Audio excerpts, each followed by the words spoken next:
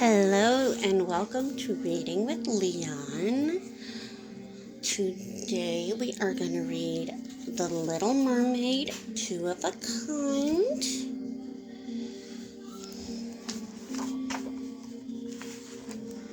Sebastian the Crab was in a flurry of activity. King Triton's birthday was fast approaching, and as court composer, Sebastian was in charge of putting on a concert in the king's honor. The little crab had just assigned everyone to an instrument or a singing part when a new mermaid arrived to join the orchestra.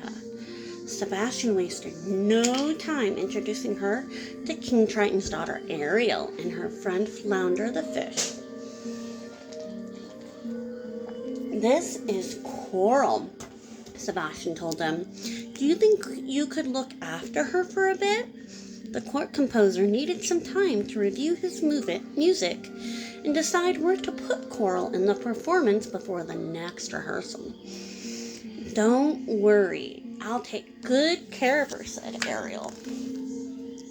There's Coral. "That's a pretty outfit, Coral," said Ariel. "It's unusual to see a mermaid wearing clothes, though." Coral blushed. "Thank you. I made them myself out of seaweed. I like wearing clothes." "And why is that?" asked Ariel, though she thought she knew the answer already. Coral's face lit up. "That's what people wear.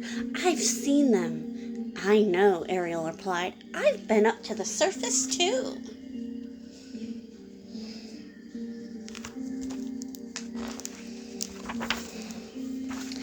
"You have?" Coral asked in disbelief. "I thought I was the only one." "I know a place you would love to see," Ariel told her. "Shouldn't we wait for Sebastian?" asked Coral. "Oh, no," Ariel assured her. "Rehearsal isn't for hours yet." As the newfound friends swam through Atlantica, Ariel introduced Coral to the other merpeople they met along the way. Everyone was polite, but Ariel and Coral passed by. Many of them murmured, "What was she wearing?" "That's not very nice." "Here it is," announced Ariel as she, Coral, and Flounder swam into her special grotto. Coral looked around at the shiny array of treasures that were tucked into every nook and cranny. "They're beautiful," she gasped. "What are they?" "Human things," said Ariel. "I've been collecting them ever since I can remember. Sometimes I find them floating on the surface of the water, and other times I find them in sunken ships." Ariel turned to her new friend with an excited smile. "In fact, there's one ship I haven't had a chance to explore yet. Should we go together?" Flounder looked alarmed. "The last sunken ship had a shark in it," he reminded Ariel. "A shark?" cried Coral. "Maybe I'll just stay here."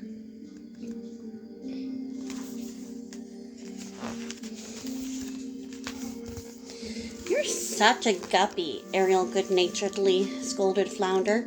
"Come on, it'll be fun." Before Coral could protest, Ariel grabbed her by the hand and led her out of the grotto. Not wanting to be left behind, Flounder reluctantly followed. When they reached the ship, Flounder helped Coral squeeze through the porthole. "Let the adventure begin," Ariel announced. Coral didn't have to look very far. She spotted something she wanted right away.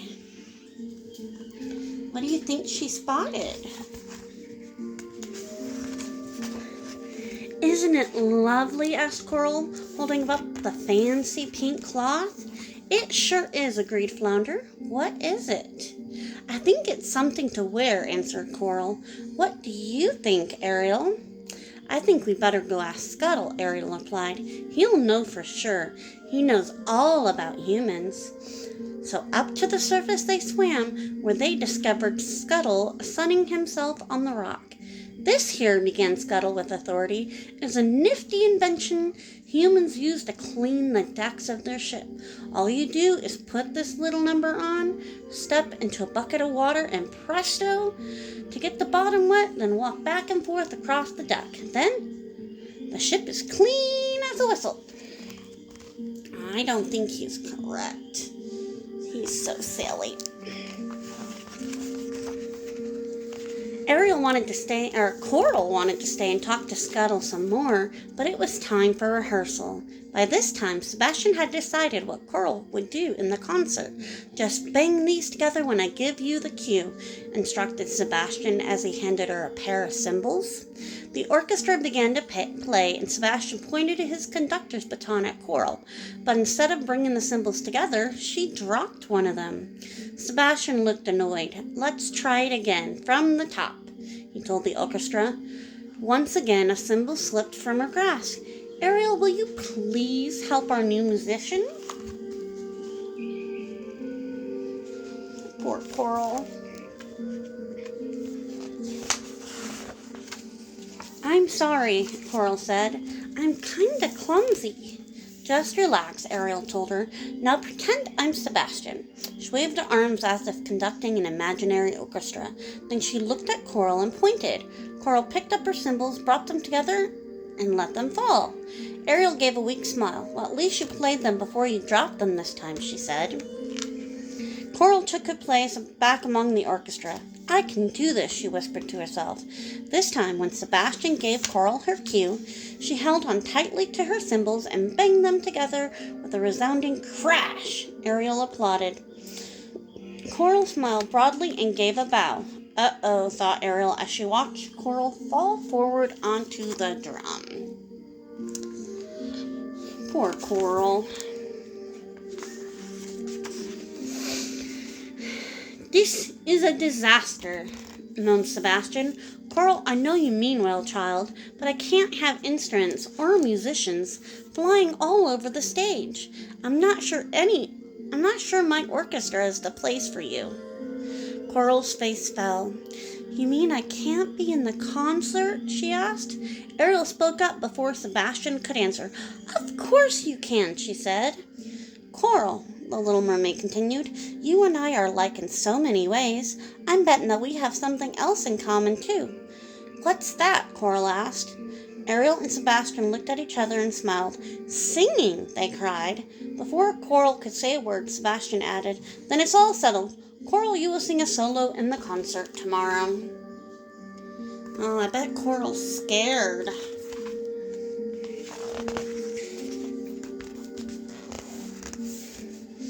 While Sebastian rehearsed the rest of the orchestra, Ariel went off to help Coral with her song. First, they decided Coral needed something fancy to wear for her performance. They agreed that the dress that Coral had found earlier was perfect. "You look beautiful," said Ariel. "Okay, let's hear what you sound like. Listen to what I sing and then sing it back to me, okay?" "Okay," said Coral very eagerly. Ariel sang a verse of one of her songs. Coral listened and then tried to copy the sound of Ariel's voice exactly. "I can tell you have a lovely voice," said Ariel. "Just remember to relax and be yourself and sing from your heart, and you will never go wrong." That looks like a pretty dress to me. The next night at the concert, Ariel sat with King Triton in the royal box. The little mermaid could hardly sit still, waiting for Coral's solo performance.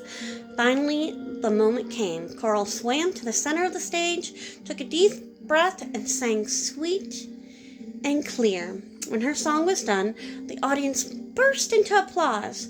Coral looked straight at Ariel, who gave her a wink and a broad smile. "Encore!" shouted the crowd. When Coral looked confused, Sebastian said, "That means they want you to sing again." Oh, that's so nice. "Congratulations," Ariel told Coral after the show. "You are amazing. I think you have a lot more solos in your future." "Thank you," said Coral, but I have an even better idea. Do you think we could sing a duet sometime? I'd love it, exclaimed Ariel. Meanwhile, Sebastian was basking in the success of his concert. King Triton said that Coral's singing was almost as lovely as Ariel's. Sebastian bragged to Flounder. I guess it's a good thing you didn't throw her out of the concert, huh, Sebastian? The fish replied. What are you talking about? The conductor blustered. I knew that girl would be a star the minute I laid eyes on her. Sebastian's so silly. And that is the end. See you next time. Bye-bye.